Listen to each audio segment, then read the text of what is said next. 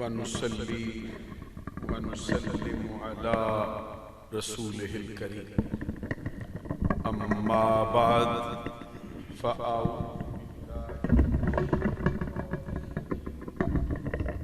بسم الله الرحمن الرحيم كل نفس ذائقة الموت صدق الله العظيم ان اللہ و ملائکتہ تھوڑی آواز کٹا دے اتنی آواز کچھ سندا ہے بندہ ان اللہ و ملائکتہ یصلون علی النبی یا ایھا الذین آمنوا صلوا علیہ وسلموا تسلیما الصلاة والسلام عليك يا رسول الله وعلى آلك وأصحابك يا حبيب الله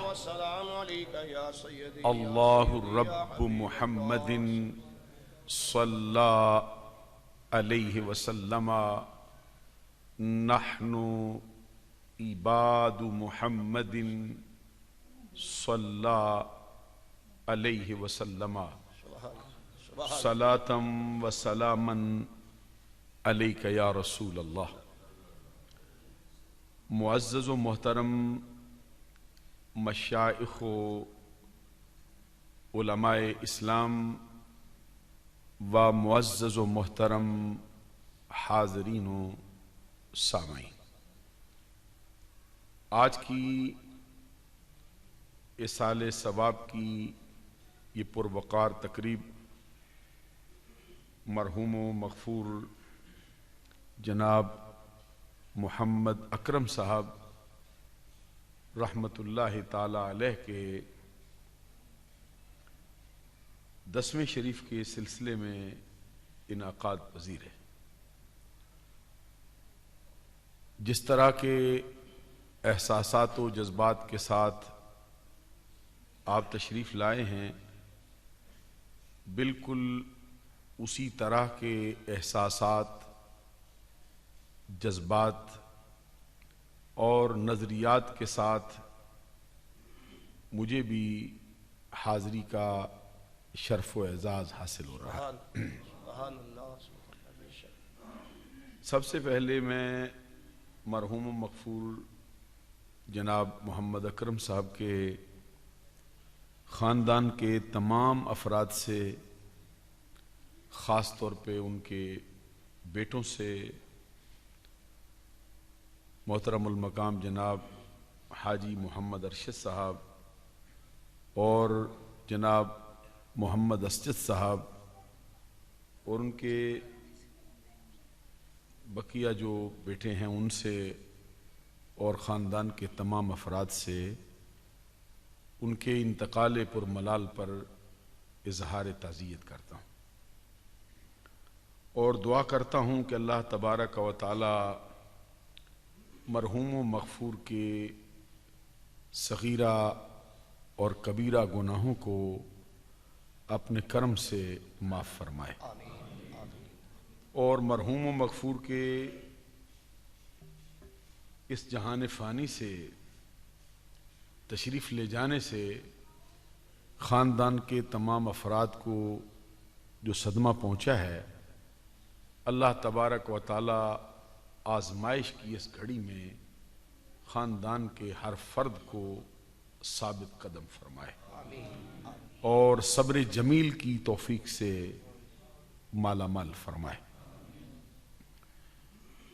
آپ کی مسجد کے خطیب اعلیٰ، روح رواں، فخر السادات حضرت علامہ مولانا پیر سید قلب عباس شاہ صاحب قادری دامت برکاتہم العالیہ والقدسیہ خود بنفس نفیس آج کی تقریب کی صدارت فرما رہے ہیں اور بہت خوبصورت بارگاہ رسالت میں ہدایہ عقیدت پیش کیے گئے ہیں۔ ابھی چند لمحات پہلے عزیز مکرم جناب انصر علی صاحب قادری نے بھی بڑا اچھا نذرانہ عقیدت پیش کیا، اور اس کے ساتھ ساتھ مرحوم مغفور کے بڑے قریبی عزیز جو سرزمین ملتان سے یا اس کے مضافات سے تشریف لائے ہیں، انتہائی خوبصورت آواز میں، انتہائی جچے تلے لہجے میں انہوں نے آج کی اس تقریب کو مزین کیا ہے۔ محترم المقام حضرت مولانا قاری شیر محمد صاحب، جعل اللہ کا اسم ہی، جعل اللہ کا اسم ہی کا مطلب یہ ہوتا ہے کہ اللہ تعالیٰ ان کو ان کے نام کی طرح کر دے۔ سب کہو آمین۔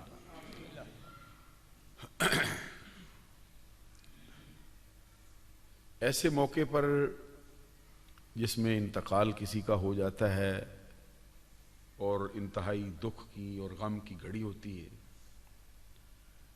جو باتیں ہمارے عرف میں اس موقع پر کہی جا سکتی ہیں، ایک تو یہ ہے کہ یہ عرض کیا جائے اپنے سننے والوں کی خدمت میں کہ یہ جہان فانی ہے، یہ جہان ہمیشہ رہنے والا نہیں۔ پھر یہ عرض کیا جائے کہ اس جہان کی ہر شے فانی ہے۔ پھر یہ عرض کیا جائے کہ اس جہان میں بندہ مومن کا رہنا کیسا ہوتا ہے، اور موت کی کیفیات اور موت کے بعد زندگی کیا حیثیت رکھتی ہے۔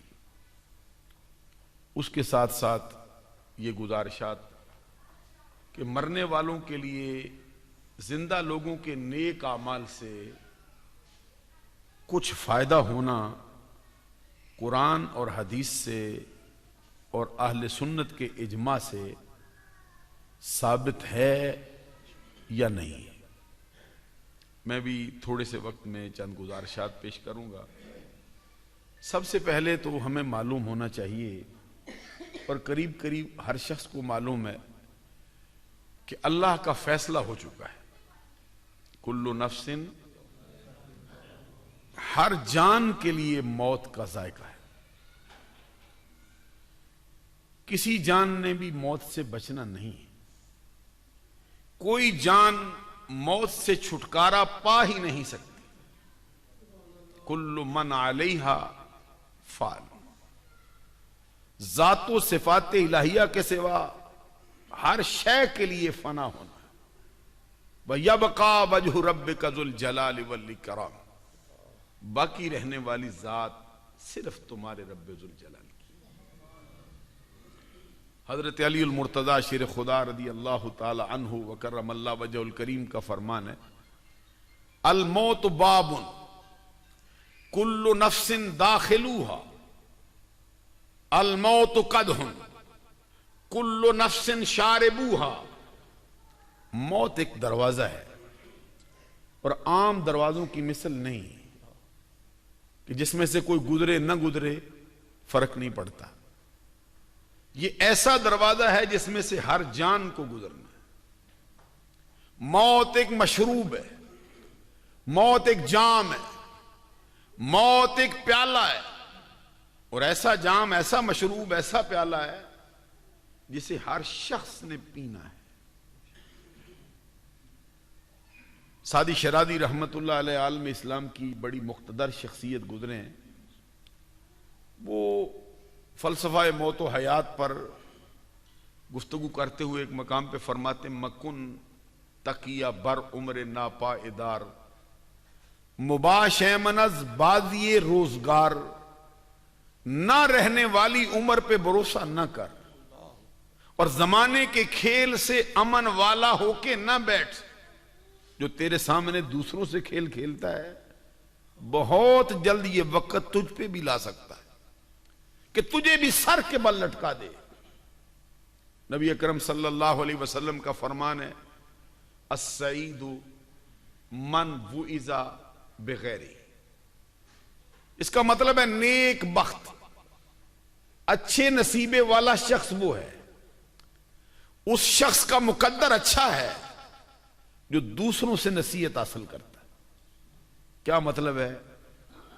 کسی کے اعمال سے خود نصیحت اٹھا جاتا ہے.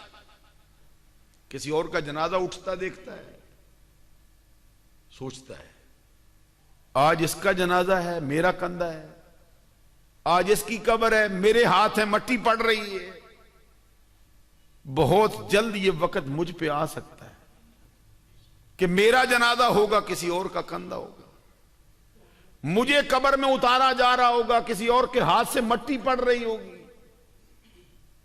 سادی شرازی اسی کو سامنے رکھ کے ایک مقام پہ فرماتے ہیں خیر کن خیر کن خیر کن، اے فلاں و غنیمت شمار عمر، زاں پیشتر کے بانگ برآید فلاں نہ مانگ.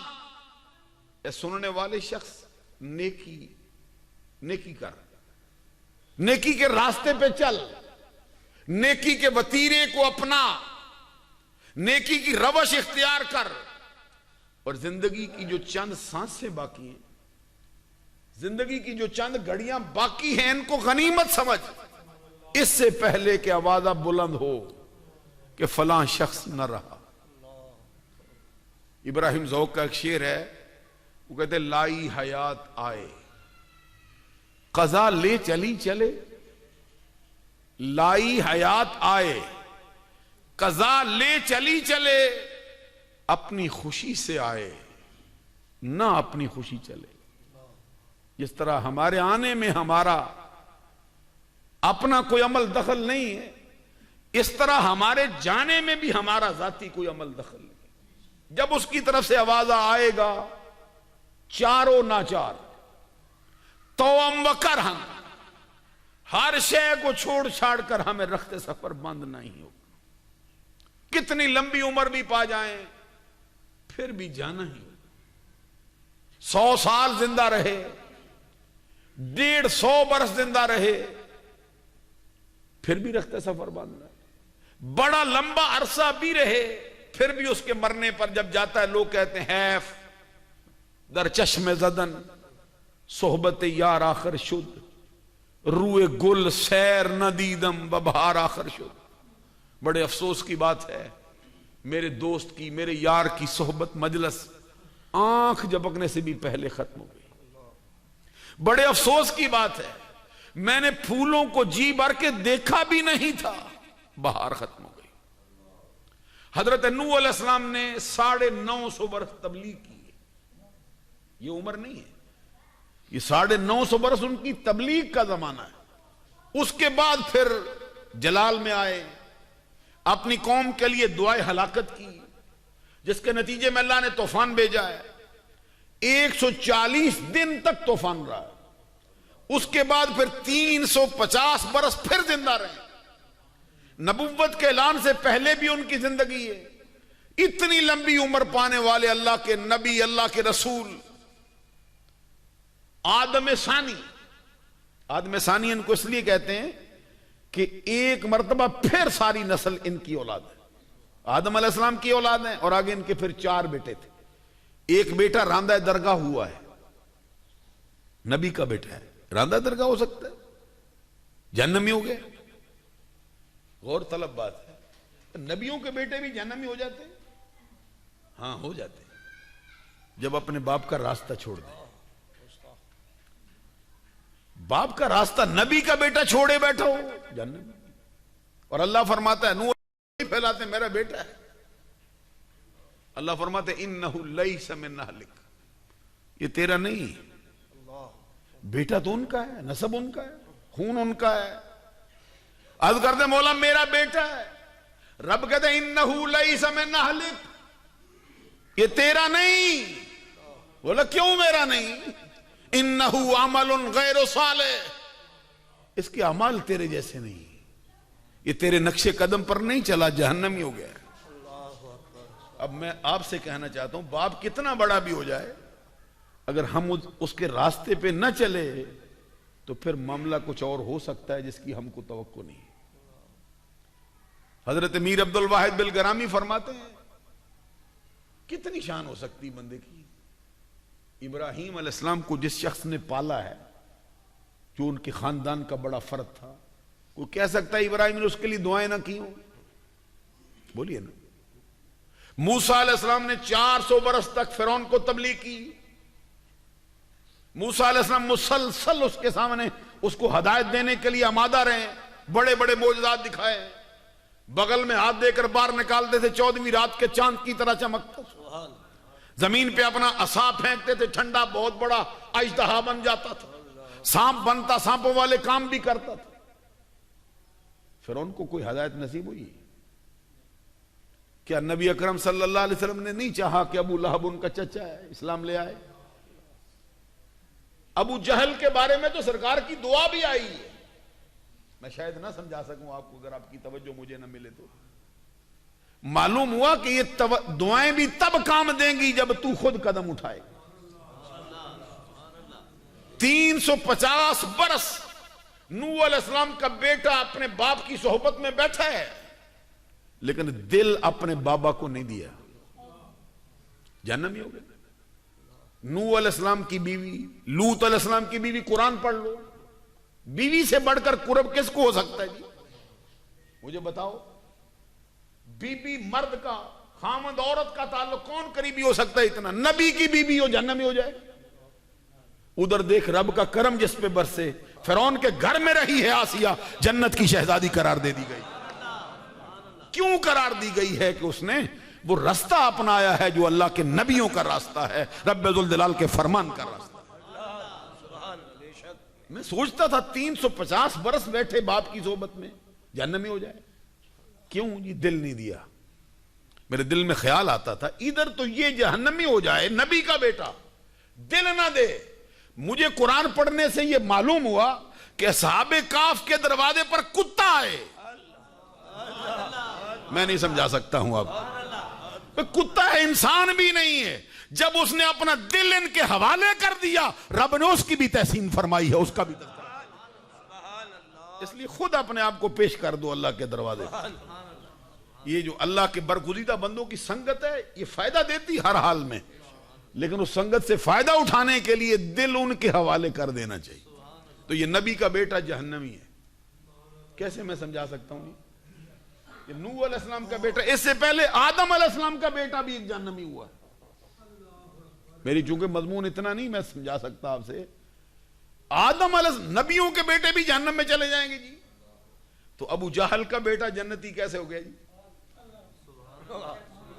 کیونکہ مصطفیٰ کی آواز پر لبیک کہہ کے غلامی کا پٹا اپنے گلے میں ڈال.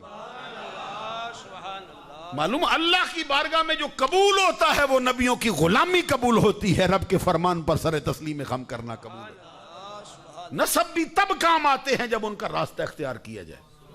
تو نوح علیہ السلام کے ایک بیٹے کو تو جہنمی کیا, 3 بیٹے. وہ جو ہے نا وہ لاولد گیا, اس کا کوئی نسل نہیں, مر گیا تھا. یہ نوح علیہ السلام کے ساتھ 3 بیٹے, حام, سام اور یافس, ان کی پھر نسل پوری کائنات میں پھیلی. حضرت نوح علیہ السلام کے ساتھ بندے بہت 80 کے قریب سوار ہوئے تھے کشتی میں, لیکن ان میں سے کسی کی نسل نہیں چلی. نسل نوح علیہ السلام کے ان 3 بیٹوں سے. اب دیکھو رب کا کرم کہ 3 بندے ہیں, کچھ عرصہ گزرا ہے, اب انسانوں کی تعداد کا اندازہ لگاؤ. کیسی بات ہے کہ ہیں 3 بندوں کے بیٹے, شکلیں الگ ہو گئی ہیں, چہرے الگ ہو گئے ہیں, رنگ الگ ہو گئے ہیں, ذاتیں باتیں ہو گئی ہیں. کسی کا رنگ گورا, کسی کا رنگ کالا, کسی کا رنگ مٹیالا, کسی کا رنگ گندمی ہمارے جیسا. تو یہ اللہ کا قانون ہے. میں جو عرض کر رہا, اتنی لمبی عمر پائی نوح علیہ السلام نے, اللہ کے نبی ہیں. بوقت وصال ان سے پوچھا تھا کسی نے, حضور بتاؤ کیسا لگتا ہے اتنی لمبی عمر پا گئے ہو, 1000 برس سے بھی زائد, 1300 سال یا 1600 سال. شاید ہی کوئی انسان کسی کو اتنی لمبی عمر ملے, کیسا لگتا ہے؟ جواب میں فرماتے ہیں ایسا ہی لگتا ہے جیسے ایک حجرے کے 2 دروازے ہوں, ایک دروازے سے داخل ہوا ہوں, وقفے کا سانس لیا ہے, دوسرے دروازے سے باہر نکل گیا. یہ ہے دنیا کی بے ثباتی. یہاں کسی نے بیٹھ رہنا نہیں ہے. اس لیے ہماری گزارش یہ ہے کہ وہ وقت آنے سے پہلے پہلے ہم بھی اپنے آپ کو تیار کر لیں. کسی کا وہ شعر ہے بڑا مشہور, کہتے جوانی میں عدم کے واسطے سامان کر غافل. جوانی میں یہ عدم کا متضاد ہوتا ہے وجود. یہ ہمیشہ کسی چیز کو سمجھانے کے لیے نا اس کی اپوزٹ چیز سے اس کا تعارف کرواتے. عربی زبان کا ایک مقولہ کہتے ہیں تُعْرَفُ الْأَشْيَاءُ بِأَضْدَادِهَا، چیزیں اپنی ضد سے پہچانی جاتی ہیں، چیزیں اپنی ضد سے پہچانی جاتی ہیں۔ مثال کے طور پہ آپ دن کا تعارف کرواتے ہیں، دن کیا ہے، کیسے سمجھائیں گے؟ کہتے ہیں دن یہ ہے کہ رات نہیں، رات نہ ہو دن ہوتا ہے۔ اچھا اجالا کیا ہے؟ کہتے ہیں اندھیرا نہ ہو تو اجالا ہوتا ہے۔ اچھا سچ کیا کہتے ہیں؟ جھوٹ نہ ہو تو سچ ہوتا ہے۔ باطل کیا ہے جی؟ حق نہ ہو تو باطل ہوگا۔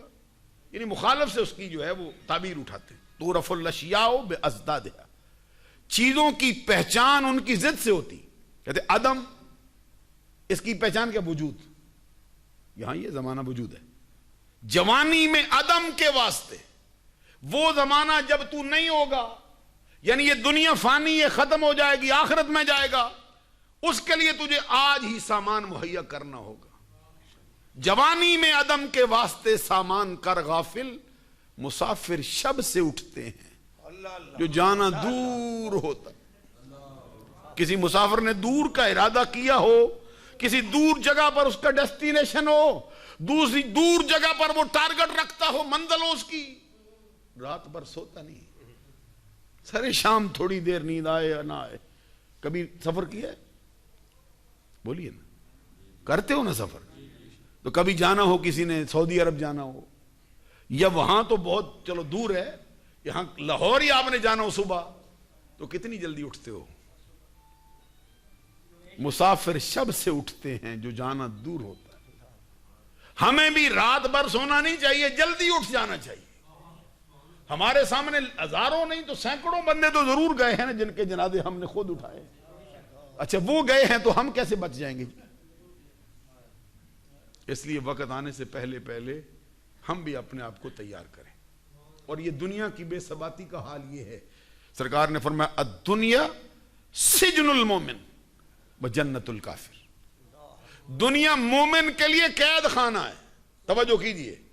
اچھا جس کے لیے قید خانہ ہو، ذرا سی عقل رکھنے والا بندہ قید خانے میں دل لگاتا ہے؟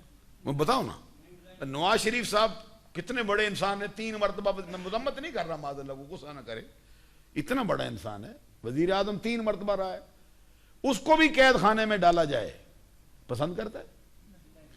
یہ آصف زرداری صاحب پریزیڈنٹ رہے پورے پاکستان کے، ان کو بھی قید خانے میں ڈال دیا جائے، رہنا پسند کرتے ہیں؟ کتنا بڑا انسان ہو، اس کی نگاہیں دروازے پہ لگی رہتی۔ کاش کوئی معجزہ ہو جائے، کاش کوئی قدرت کا کرم ہو جائے، میرے لیے پروانہ آئے، میری جان چھوٹے میں جاؤں۔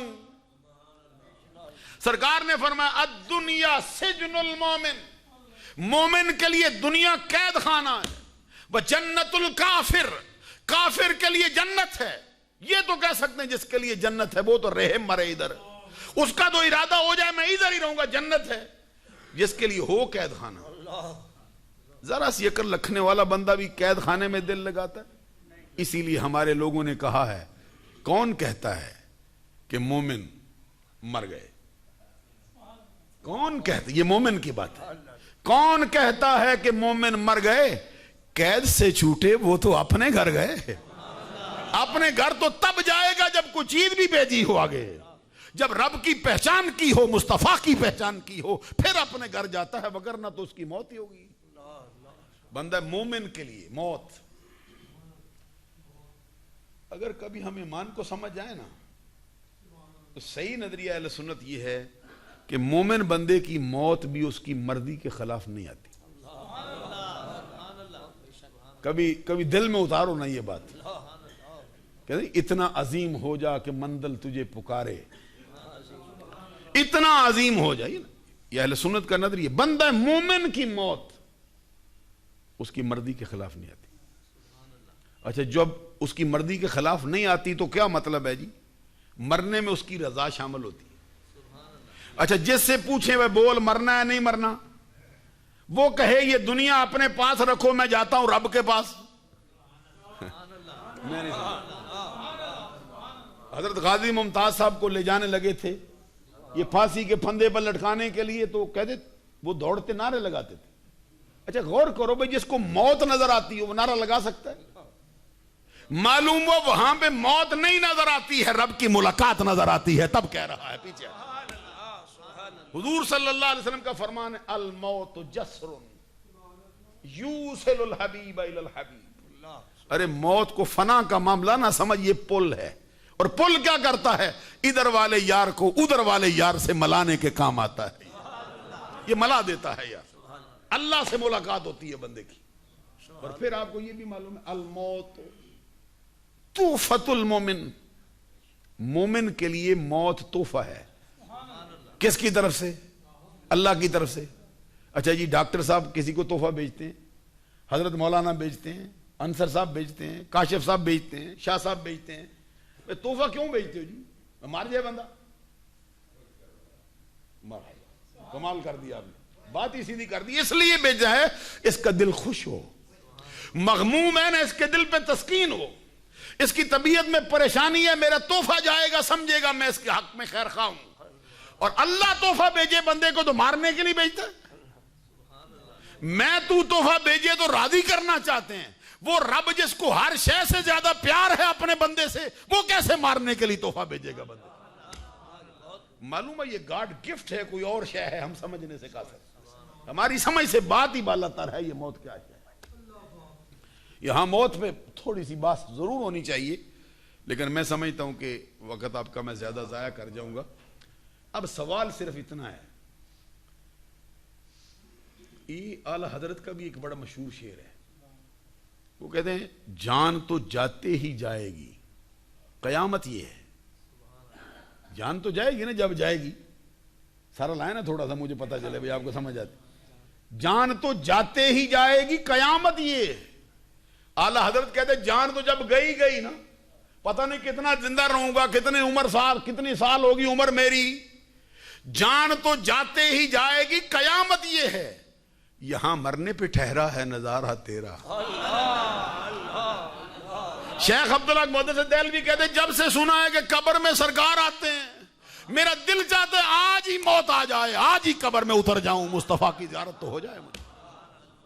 تو یہ اس کے لیے ہے جو مصطفیٰ سے ملاقات کا اشتیاق رکھے. تو جو ان چیزوں کو بلائے بیٹھا ہے تو پھر موت تو اس کے لیے بہت مصیبت ہوگی، بھاری ہوگی. اب سوال یہ ہے کہ جو ہم کرنے بیٹھ جاتے ہیں، کل کرو جی، 10واں کرو جی، 40واں کرو جی، یہ بھی کوئی حقیقت رکھتا ہے نہیں رکھتا؟ یہ کوئی دکھلاوا ہوتا ہے، یہ ریاکاری ہوتی ہے. ریاکاری کی تو نماز بھی شرک ہوتی ہے. دکھلاوے کی کوئی نماز پڑھے نا، حدیث میں فرمایا شرک کرتا ہے. گھر کا سارا مال دے دے، ریاکاری رکھتا ہو، اللہ کے راستے میں دیا جی لوگوں کو دکھانے کے لیے، شرک ہو گیا. من صلی یرائی فقد اشرک، من صام یرائی فقد اشرک، من تصدق یرائی فقد اشرک. صدقہ کرے، نماز پڑھے، روزہ رکھے، دکھلاوے کے لیے، شرک کرتا ہے. معلوم ہوا کہ ہر عمل کے پیچھے اللہ کی رضا ضروری ہے. اور ہمارے شیخ فرماتے تھے، جن سے ہم نے بیعت کی ہے، وہ فرماتے تھے یہ خلوص کا ایک ذرہ ہونا یہ پہاڑوں سے بڑا ہوتا ہے، زمین و آسمان سے بھی بڑھ جاتا ہے یہ ذرہ. اور فرمایا خلوص سے خالی پہاڑوں سے بڑے اعمال ہوں، روزے ہوں، حج ہوں، زکاتیں ہوں، فرمایا پرے کاہ کے برابر بھی حیثیت نہیں رکھتے. جو گلی کے ذرے ہوتے ریت کے، ان جیسے بھی نہیں رہتے. اس لیے جو کام بھی ہو محض اللہ کے لیے، جو کام بھی ہو محض اللہ کی رضا کے لیے. تو اب یہ جو ہم کرنے آتے ہیں اس کو کہتے ہیں اصال ثواب. اصال ثواب کا معنی ہوتا ہے اپنی نیکیاں دوسرے کو دے دینا. ہر نیک عمل جس پہ اللہ سے جزا بندے کو ملے، وہ اللہ کی بارگاہ میں گزارش کرے کہ مولا جو مجھے ملا میں اس کو دیتا ہوں. یہ نام ہے اصال ثواب. نمازیں ہوں، روزے ہوں، حج ہوں، زکات ہوں، جو بھی شعبہ ہو، نیک اعمال ہو، مال خرچ کیا، روٹی کھلائی، بندوں کو بلایا، یہ نبی اکرم صلی اللہ علیہ وسلم نے خود اعمال کی. ابھی عید الاضحیٰ آئے گی، آپ دیکھیں گے جانور ذبح ہوں گے. سرکار نے بھی جانور بلائے تھے. حضرت علی شیر خدا رضی اللہ تعالیٰ فرمایا ایسے جانور خرید کے لاؤ جو سیاہی میں چلیں، سیاہی میں بیٹھے، سیاہی میں دیکھیں. سیاہی میں بیٹھے، سیاہی میں چلیں، سیاہی میں دیکھیں. حضرت علی شیر خدا کہتے سرکار ذرا فرمان کی وضاحت ہو جائے نا، باب مدینہ تو العلم ہے، لیکن ادھر ہیں وہ جن کی زبان کا معاملہ ہی اور رکھا ہے. اعلیٰ حضرت کہتے تیرے آگے یوں ہیں دبے لچے فصحا عرب کے بڑے بڑے، یوں جانے جیسے منہ میں زبان نہیں بلکہ جسم میں جان نہیں، جان ہی نہیں رکھتے تیرے سامنے کیا حیثیت. تو حضرت علی شیر خدا کہتے سرکار میں فرمان پورا سمجھا نہیں. فرمایا سیاہی میں چلنے کا مطلب یہ ہے چلتے وقت اس کے پاؤں کا جو حصہ زمین پہ لگتا ہے سیاہ ہو.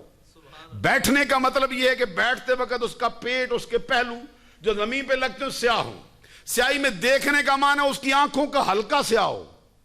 اب چشم تصور میں لاؤ نا سرکار کی پسند کا حال کیا ہے، یعنی آنکھیں سیاہ، پیٹ سیاہ نہیں.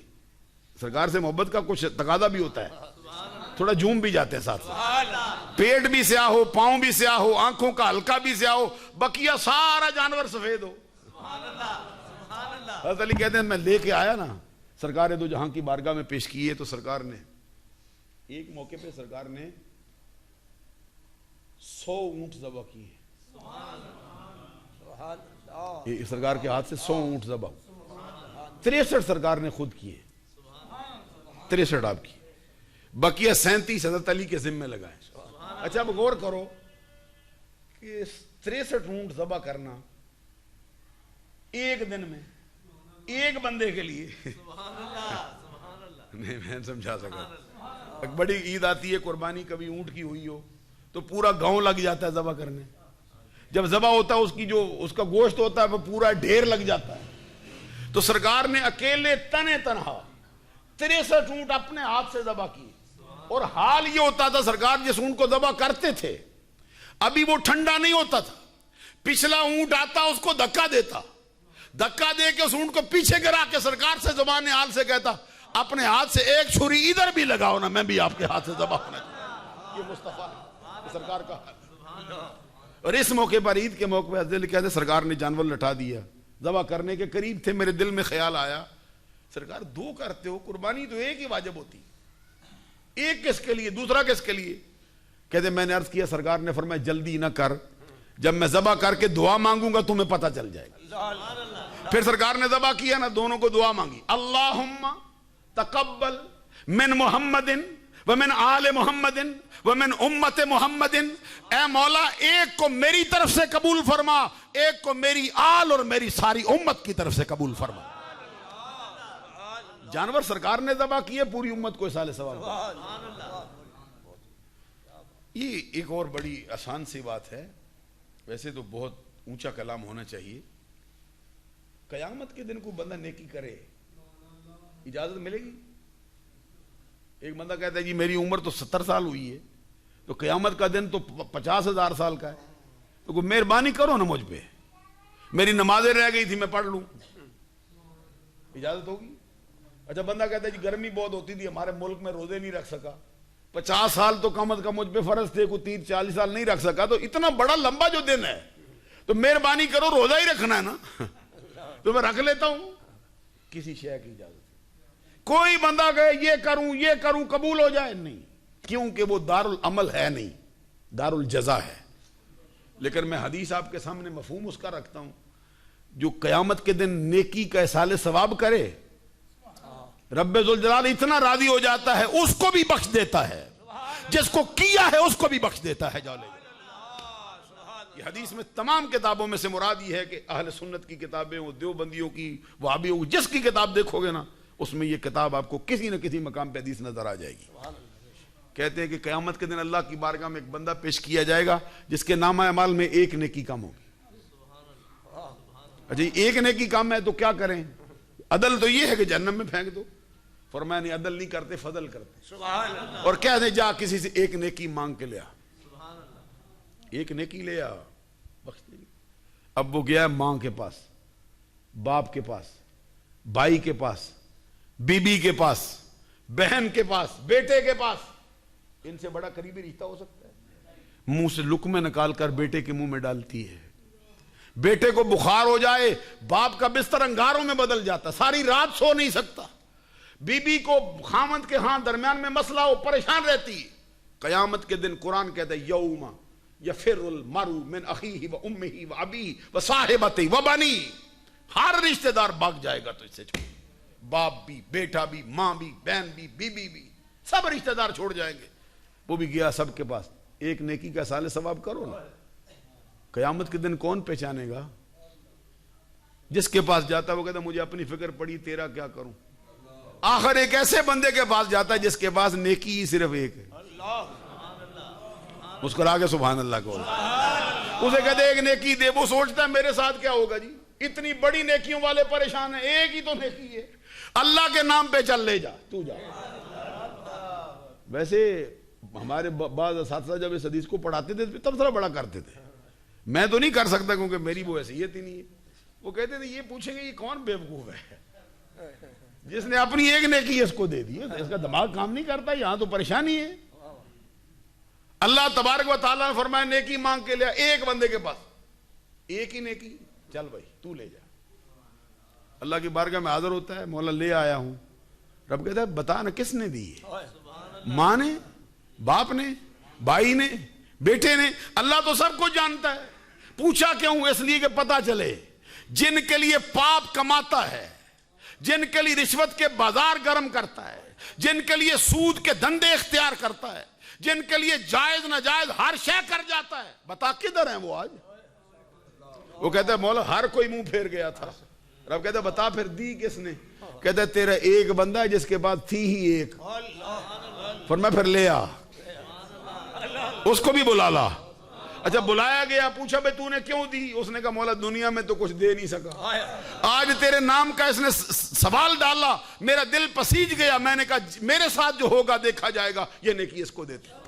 رب جبریل کو بلا کے فرماتا ہے اعلان کر جس نے ایک نیکی کا احصال ثواب کیا وہ بھی جنتی ہے، جس نے کیا وہ بھی جنتی ہے۔ ایک نیکی دو بندوں کو جنتی بنا دیا۔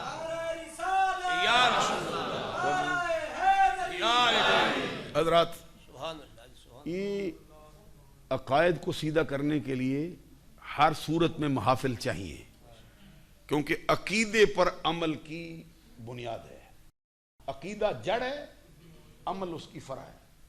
اعمال تب قبول ہوتے ہیں جب عقائد بندے کے صحیح ہوں، ایک دو نشست نہیں، میں سمجھتا ہوں 20 نشستیں اس پہ ہونی چاہیے تاکہ بندوں کو صحیح احوال معلوم ہو، ان کا عقیدہ محفوظ رکھ سکے۔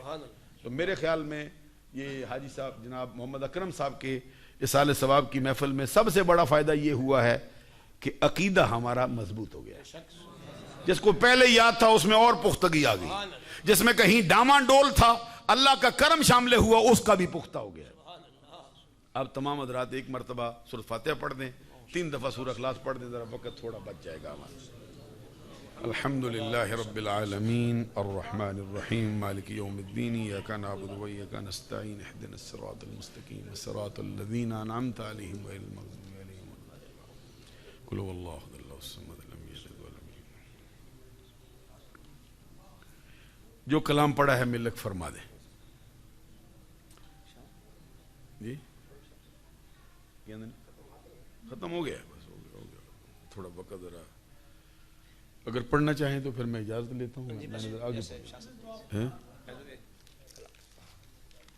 یہ جو ماشاءاللہ مرحوم و مغفور محمد اکرم صاحب کے لیے 143 مرتبہ سورہ یاسین، 70,000 مرتبہ کلمہ شریف، 1 مرتبہ پورا 5 سورہ اور 1,13,000 مرتبہ پہلا کلمہ، 1,13,000 مرتبہ دوسرا کلمہ، 1,10,000 مرتبہ تیسرا کلمہ، 2 قرآن پاک، 65,000 مرتبہ اللہم اجرنی من النار کے الفاظ ہیں۔ اللہ تعالیٰ اس کو قبول فرمائے۔ 5 پارے انہوں نے پیش کیا، 22 اللہ قبول فرمائے۔